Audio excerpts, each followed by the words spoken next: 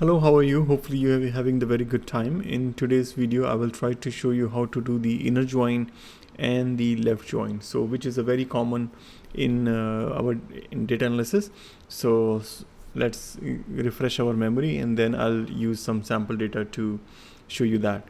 So for example, this is I'm showing here as the inner join. So if I have the two data set, for example, T1 and T2, and the common area which is shown in the black, this is the inner join, right? And this is the left join. If we have like everything within A, and so this is my, if I have two data set A and B, and everything from A and plus what is common in area common which is in B, that all thing covers. So this is called inner join. So that's a high level from the Venn diagram. Hopefully, I think if you have a little bit of experience of programming, you already know, or this is a pretty basic from the stat class. So let's take some example, and it will be very helpful to you. So in my example, let me increase a little bit of so you can see very well. So this is my positions data, right? So I have like three positions in the three instruments. So first one is interest rate swap, cross currency swap, and the cash. So I have P1, P2, and P3. Similarly, in the valuation file, right? If I increase the data, hopefully you can see now much better. So you see I have these IDs, right? So these are the IDs which is in the position ID. So for example, this ID, then I have the valuation ID, right? So and then I have the measure name, which is the notional amount, and PV is the right in the PV, and then I have the basically is the PNL, and then I represent as a PV, and then is a currency, right? In which currency these measures represent. So here I'm showing as a 1 million. So for what this is showing, so for example, for the P1, the position P1, I have two measures, these two measures. So the notional is 1 million, and the PNL for that day is $10,000, right? So similarly for the cross currency swaps, I'm only showing the we have the notional amount represent as the 2 million, and this is just the mock-up data, and the PV is the PNL of that is minus 10,000. So it's pretty negative for that. I'm not showing other lag, but just to highlight the concept. So this is my data, and now what I will do, I will join this data in the Python. Okay, so let me bring the so far what I have already done to save the time, I have imported the Panda library, read these two files into the data frames with the pandas read CSV. So if you're not sure how to do this, feel free to check out my video on my channel. So I have to the point video on that, not only to load the data but how to analyze the data. So and then just show the data, that data is properly loaded with the POS head and the valuation head. So I have two data frames, POS and VAL, which represent these two files, right? So which we can see whatever in the CSV we have already shown here. Now the next step is I want to join this data. So first step is I will show you how to do the inner join, right? So to do the inner join, what I have to do, I have to pd.merge. This is the command I need to use, right? So if I show you the syntax of this command, so it says how you want to do that. So by default it's inner, right? So first in the left I have to give the two data frames, right? So okay, so my first data frame is POS, right? And the another data frame is POS, and another data frame is val, right? So I'll write this VAL, val, right? And then I need to show, if I'll bring that back, what, okay, and then I need to give, so these are the on which one, right? On which columns I have to give. So this is the documentation, right? So say the left data frame, right data frame, and how. By default is inner, so I don't have to specify the how here. And then I have to give the column names in the on data frames, right? So if I type here as on, and then my on is basically the ID, right?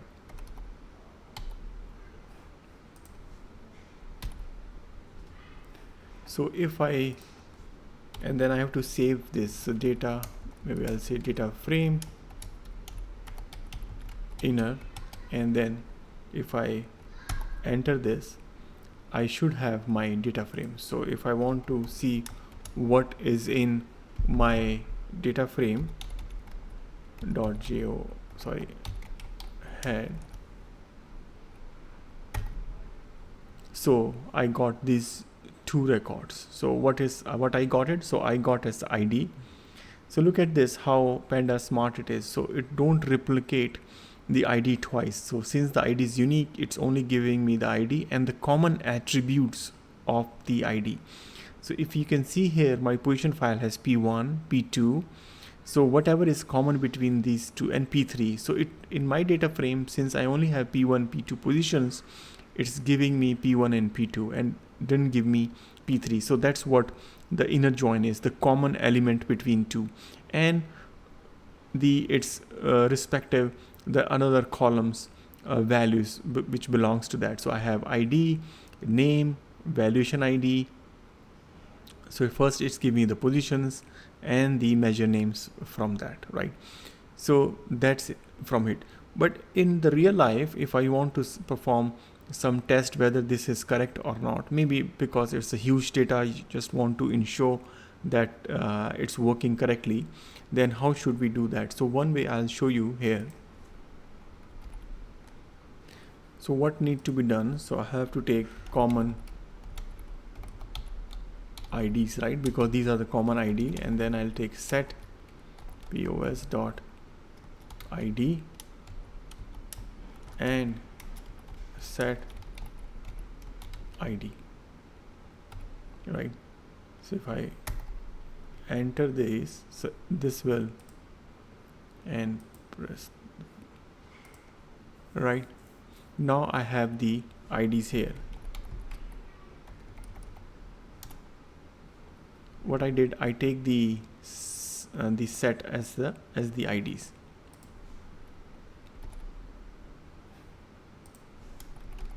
Assert. So now I want to perform a test on it. So what I'll do, I'll say the set df inner dot ID should be equals to common IDs, right? So assert functions, if this is true, so basically I'll take the IDs from here and here, which, right, and perform the test that this should be equal, right? So this shows that these are equals, right? So what I'm trying to say here, if the position ID and when I do the AND, this means which are common here. So that's why I have taken the common IDs. So assert is always the true here. So if I want to say negate this function, if I'll just say false and press enter, oops, give this.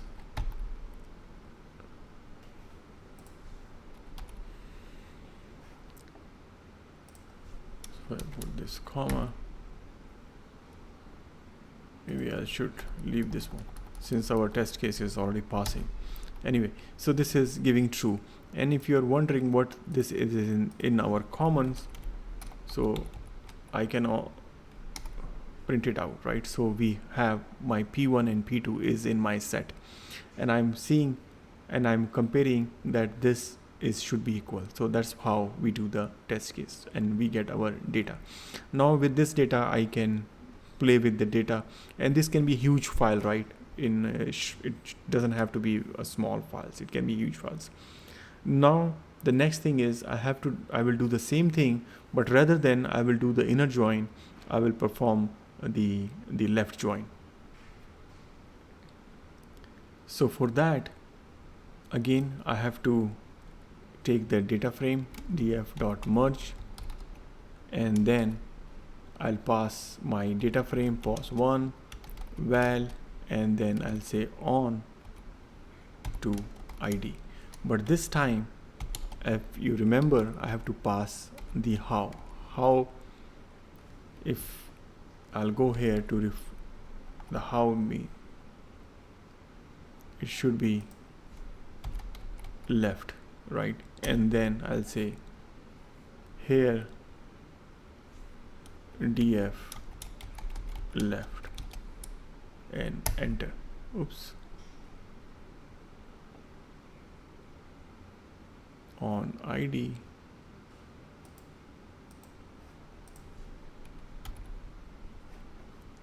let's make a silly mistake, and this should be always PD, right? Data frames. So now in my data frame, if you can see, I have this all the data from the left, and whichever is columns and whichever is matching from the right. And you can see my P3, I didn't get any value, right? So this is how my left join is. So this is how you can do the left join in the pandas. Now if I want to again verify the left join, then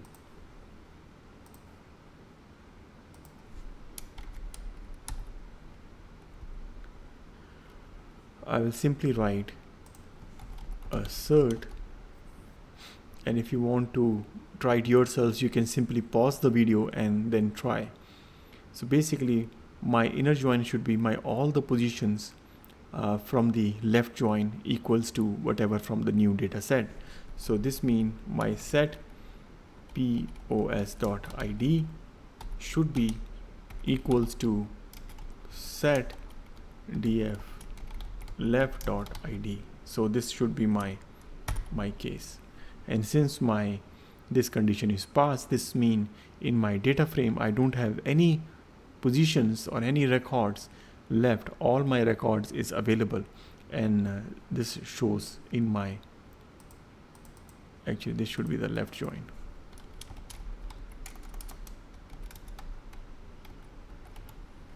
Right, so verifying the left join simply like this. So it's always good to verify your data, especially if the small data you can glance it, but when the large amount of data you don't want to make silly mistakes or things bad about it. So I always try and use the assert command, so quickly unit test my data. So it's always good to do that. So let's take this a little bit further, and right now in this examples I have assumed that both of the columns names are the same, right? And it's same as well. So let's take the example, so where the columns names are not same. So for example, so let me recreate the value. So rather than valuations, I'll maybe copy and paste. So I'll try to create another one. Let's say the valuation 1, right? And in the valuation 1, what I will do, I change the P to ID to PID, right? So now this is changed. Okay, so this is changed. So this is the new data. So let's try to join with this valuation measures. Now it has totally different column names, right? So I will just show you the one example, and then you can do the rest, right? So let me try to do the inner join. So since I have already, so maybe what I'll do, I'll have to import this data again, right? So this one I'll say the val1, and then read CSV, valuation1.csv, right? So I have read this data. So as you can see, this valuation is always good to check the data. So I have this data, right? Now this data has PID, right? And we know my position has ID, but I want to do a join based on this. So how should be I doing that? So so it's pretty straightforward, right? So we'll do the left join again, or let's do the inner join, right? Inner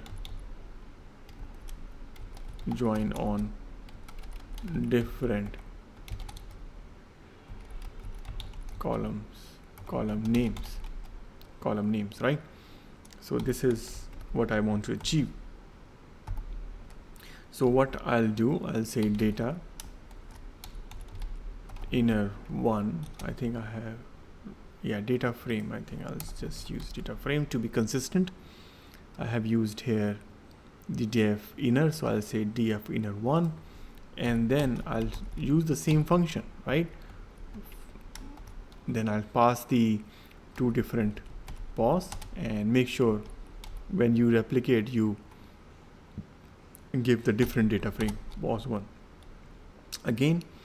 So by default, this is as we seen, these are the inner join, right? So if I come here and shift tab and open the syntax, I can show it to you, right? So by default, this is the inner join, how the string is inner. But now, rather than, okay, let me show you the descriptions. Yeah, how, and it's by default is inner, so I am not need to pass it. But earlier I have used the on here, right? The label on, and all columns, if you have read it, it must be found in both the data frames. If the column name is same, then I simply use this. Otherwise, I have to use the left on or right on, right? So what I will do here, so I'll say left. Good thing about the data frame is it's very simple, right? So you can pass it. So from my left data frame, which is POS, I know the column name is ID, right? And on my right data frame, right on is called PID, right? This is PID, and if I enter it, and now if I show you the df inner one, maybe I'll just small data frame, I'll just do like this, and you can see now I have these IDs here, right? And this is the inner join, exactly the same what I have before, but now it's already given me the the inner join here. So that's how I can do this inner join, right? Using the different column names. There will be the one more case. You might be, instead of having one column, if I have multiple columns to join, rather than, let's say, ID, I also need to join by the name, right? So how should I be doing that, right? So in order to do that, so basically it will be pretty straightforward. So rather than have, let me show it to you, I won't run this. So you just put in the bracket. So you have this one here, and then put your names, whatever the name is. For example, let's say you have the name, you just put comma and put the name here. Similarly, you will put another in the same sequence here, and the name here, right? And then close it, enter it. Then pretty much you can pass as many as column for the join here. So this is how you can do on multiple columns as well. But since I don't have the data, I can make the data, but I'll just skip it. I think it's pretty straightforward. So, but what I'll do, I'll put the copy and put in the comments here, right? To join the data using multiple columns, right? So you can do like this, but for me, I'll just remove this.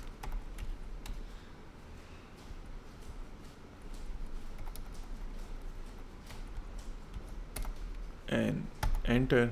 So I have this value. So in this video I have this is a fairly detailed video and although I try to lower the length of the video by pre-writing most of the stuff, but still I think it's need to be understood very well, because this is the amount of the commands which we use pretty much in the daily day-to-day life, right? If you like it, help me reach, if you're new, kindly subscribe, help me kindly reach the 1,000 subscriber, and smash that like buttons. Thank you for watching, and hopefully see you soon in the next video. Bye for now.